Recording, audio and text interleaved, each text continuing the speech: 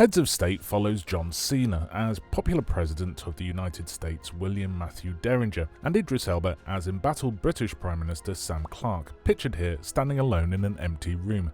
Our two world leaders lock heads and odd couple it up as Paddy Considine's unspecific European accented bad guy Gradov does some terrorist vengeance bollocks. You see, back in the day, NATO airstruck the shit out of Gradov's house, killing his adult scientist son in the process, believing his son to have been developing a nuclear weapon. He wasn't though, and was actually developing a new source of clean energy, the plans for which the UK and US have nicked and are now claiming as their own.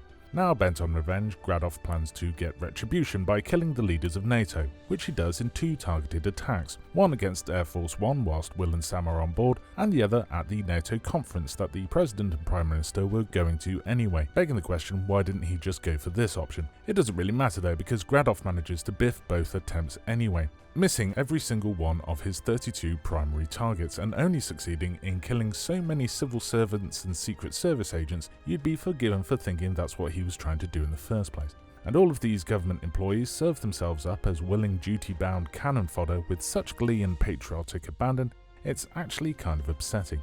Now, if you're thinking this all seems a little heavy for what is essentially a buddy comedy film, yeah, it kind of does. The film mediates this by having a certain uncanny quality to it. It's a buddy comedy about world leaders and politics at a time where, in the real world, anything to do with world leaders and politics is so fucking divisive it's best to keep your head down and not get involved. But that's what the film's about, so it has a plot that has just enough convoluted secrets and lies in it to justify the President and Prime Minister's involvement, and throws around enough political jargon and fluff to lend it the vague sense that it's about something without actually being about something.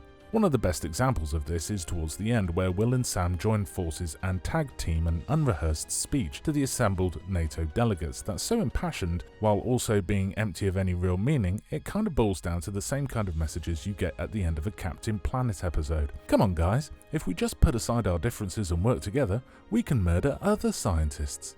In fact, the film manages this vague nothingness so well that if you were to unravel or, well, actually, any particular point, you'd quickly get tangled in a bunch of real-world shit that wouldn't quite fit a buddy comedy. It's almost as if there's a glossy sheen over everything to protect you from thinking about things too hard.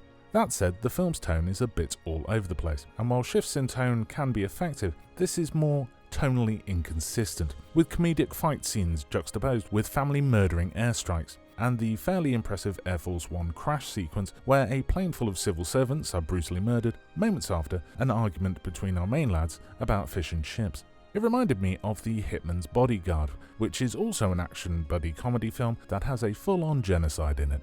Another issue with the film is that I'm British. You see, the idea of the American president as action hero in cinema is long established, fueled by ideas like American exceptionalism and manifest destiny, whereas here in the UK we are fueled by pessimism and biscuits. The idea of a British Prime Minister as action hero is so ludicrous we once made a film about it with Christian Slater, mocking the very concept of it. In fact, the most famous fictional Prime Minister in recent memory is that one that fucked a pig.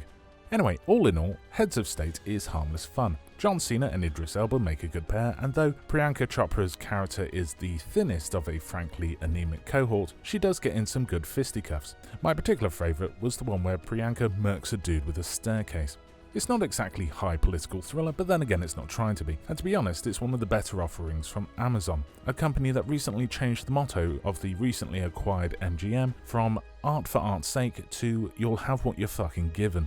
Amazon, being one of the worst streaming studios in terms of quality, but fuck me if that's not a neck and neck race to the bottom. And yes, War of the Worlds is on my to-do list. For Heads of State though, ludicrous and fun, without making a lick of sense.